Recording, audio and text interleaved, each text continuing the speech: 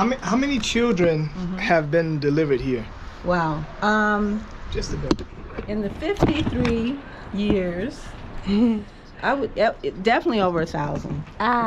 Hello and welcome back to the page. I'm your host Ashriel Moore, the ambassador of the African Diaspora Collective right here in Israel. So what I've been trying to do over the last few videos is to help people to really be able to conceptualize not only Israel as a place where there are various communities of African ancestry. We're talking about 5% of the population, which is 500,000 people.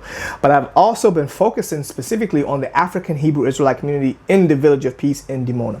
Why have I been doing that? Because what the community has established in Dimona, I believe, is a perfect model for community building, community development, for self-sufficiency, for all of our people wherever we may be in the world. And so there are a lot of things that the community has established in Dimona, like the institutions, like the businesses, like the government leadership, like the different entities. All of these things, I believe that they're very good and right for our people. And so I wanted to continue to focus on these various aspects of the community, which I believe could be able to serve as a model for our people wherever we are in the world. And so I focused on some of the health practices and other things in the past. And this time I want to share a video that I hosted one of my friends, Coco Girl. She's also on YouTube, in the community, and I took her around and I allowed the Minister of Health to speak to her, but then I also allowed the head midwife of the community to speak to her, to kind of give her an inside look into the health practices and dealing specifically with childbirth that we practice in the community. And so we took her around, we showed her the facility. Now this facility is a natural childbirthing center where more than 1,000 children have been born in since the establishment of this specific space. And what was that? In 1973 it had to be? Yeah, I think it was 1970 or 1972. Nonetheless, they took her on a tour. They explained to her about the practices, and that's something I would like to share with you all as well. So without further delay, here you are. The last time you came, we showed you the community. We showed you some of the institutions. But this time we're focusing not only on the community and the institutions, but on the ideas behind everything that we do and the rationale behind it as well. And so when all of the people are now seeing and hearing these things, now it'll make more sense why we have to invest so much internally into the community so that these things could become part of our lifestyle, and then we can be able to take these and use them as a model for other people who would like to live, you know, a more health literate life. And so, you know, you heard from the doctor about, you know, all the things that he shared. Doctor. And I also want you to hear from Ima Atra Aidalia, who's also in the what is health the name ministry. again? Atura means crowned. Okay. Right. So there are levels of leadership in the community, and those levels of leadership are determined by the service, by the servitude. Wow. And so she is at the highest level of leadership in the My pleasure. Wow. the sisterhood. Right. So, and she's also Can I talk about myself? Yeah. when I turn it over to you, I ain't talking no more. When I turn it over to Doc, I'm not finished. And then, you know, this is my colleague as well. So. Okay. Nice meeting you. Also, I love you. So the last thing I gotta say about her is that we love her so much. She's always there, whatever it is that we need, and we appreciate her. Beautiful Now you can talk about yourself. Beautiful energy. Okay, nice meeting you. Hallelujah. I feel your energy. I like your energy. You like it, I love yours too. Thank you. So I'm Atara Rofa Aidalia, which is, as he explained, crown doctor Aidalia. My name is Aidalia, which means I shall testify of God. I shall testify of Yah. So I try and do that in everything I do. So that's why I love my people.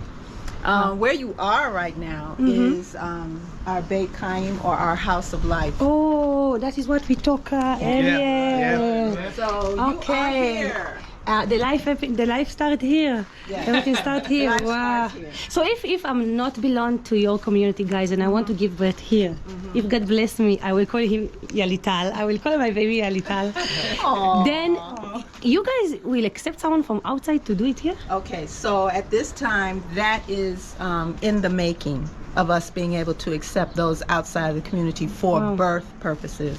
But we provide doula services to everyone and anyone. And as well, in the very near future, you would be able to come to the House of Life and rest after your baby, as they have some of the hospitals in the central region that have like Baby Liz, those different types of centers where you come after you have the baby to rest, to get to know your baby get to know you.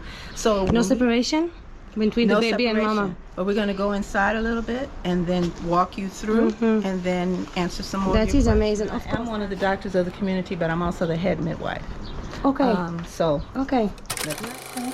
So you have entered into the House of Life. Of course, this is our spiritual leader, Ben Ami. So as you enter, you receive the blessings from the very beginning. Just remind to the guys here, this is the guy that in the start of the video, right? We show them. This is the visionary and the leader of our community. Yes. What we showed them in the start of the video. What we showed them at the beginning. Right. Exactly. Okay, and so this is the House of Life. This is a picture we keep here so that everyone knows that vegan babies are nice and fat and Sweet, definitely. Yes.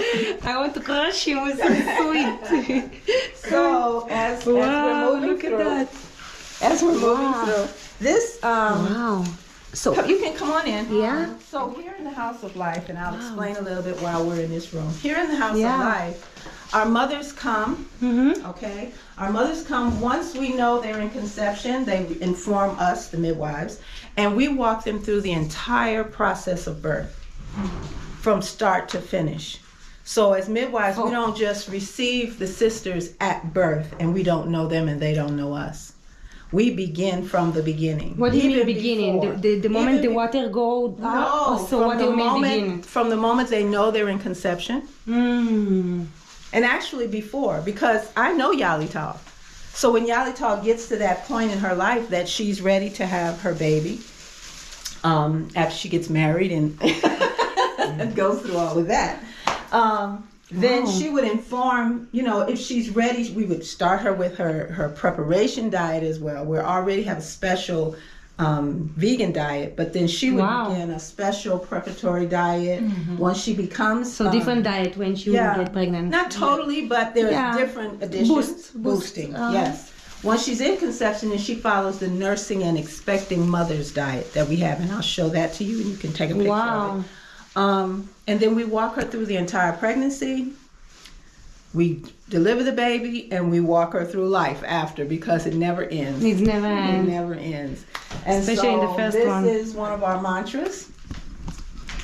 A mother holds her child's hand for just a short time, but holds their heart forever. Wow. So here actually they give birth here? No, This I'll one? show you. Okay. This, Okay. actually, I'm going to get to that. Okay. But they let us know, then we prepare her. She can decide how she wants to have her baby.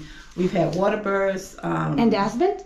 he Stay can in the be there. room? He can be there as well. And if the woman don't want he will be there, it's her choice? It's her choice. Yeah, okay. Okay. Okay. So after the birth, I'll show you the birthing room in 1 second. It's a complete area. We have the bathtub. She can labor in the bathtub, and it's here for her. This is another one of the rooms Okay. for the mothers. And mother hold eyes the same one. The same one. Ah, it's so nice.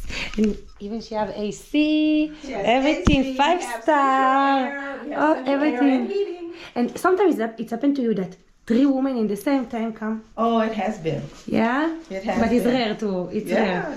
Yeah, we can do it. You can see what's going on here. I hope so too. So here is our birthing room. And of course, this is an adjustable birthing bed, but our mothers don't necessarily have to birth on the bed. They can squat, they can dance.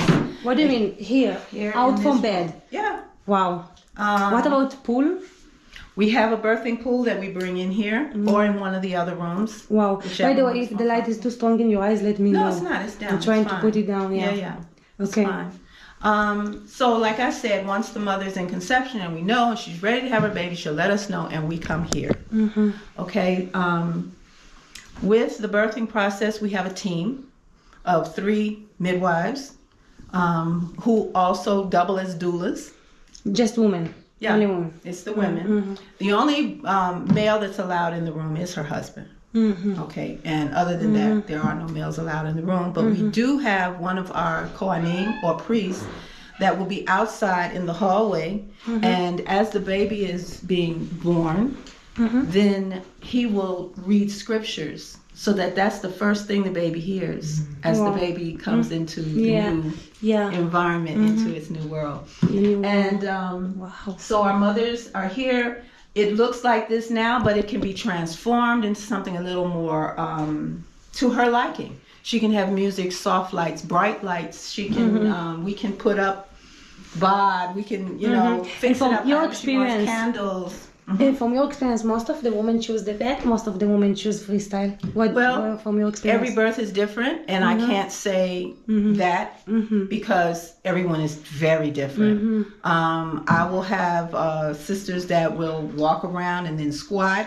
I've delivered babies in a squat position. I've delivered babies up here. I've delivered babies standing. I've delivered babies in the back of a car. I've delivered babies. So I even delivered a baby not too long ago in the ambulance. And so, and so that's how they do it, and we work with them. What's comfortable for the mother is how we move. It's nothing rigid. But maybe you have complicated moment that sometimes you need Well, my sister as well assists us in the birthing process. She's a musicianal doula. Oh, I bet you've never heard of that before. You give the sound, you bring the vibe with the sound. Yeah, the baby say, I'm coming. I'm coming. Yes. Okay. I love it. I love So do you want it. to go all the way outside? Or? Yes, and I have another question because I need a light. Let's go out. So sometimes there is a situation that it gets complicated. Oh, my English, אתה יכול לעזור לי איך אומרים קיסרי? Cesarean. And I understand C-section. Hebrew as well, so it's okay. Yes, can you understand Hebrew? I just want to ask about ניתוח קיסרי, if there is some complicated moment. So right now, what I explained about the birth, the mothers come here.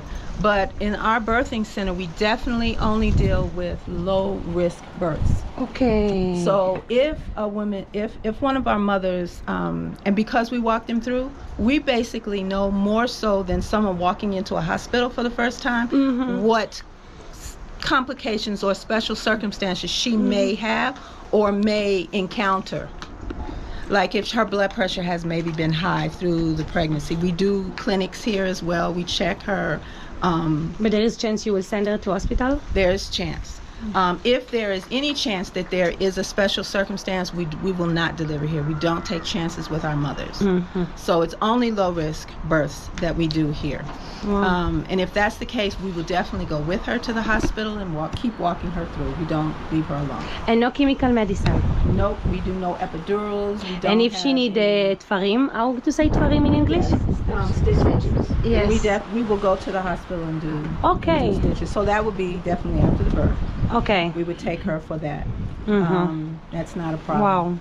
Wow. We have a very good relationship with the midwives at Soroka Hospital. They have come here. We had over... Soroka, it's like in Be'er Sheva, which is like next city, a big hospital here in it's Israel. about 25 minutes away. Yeah, true. The ambulance is right here next to the kfar. So it's really...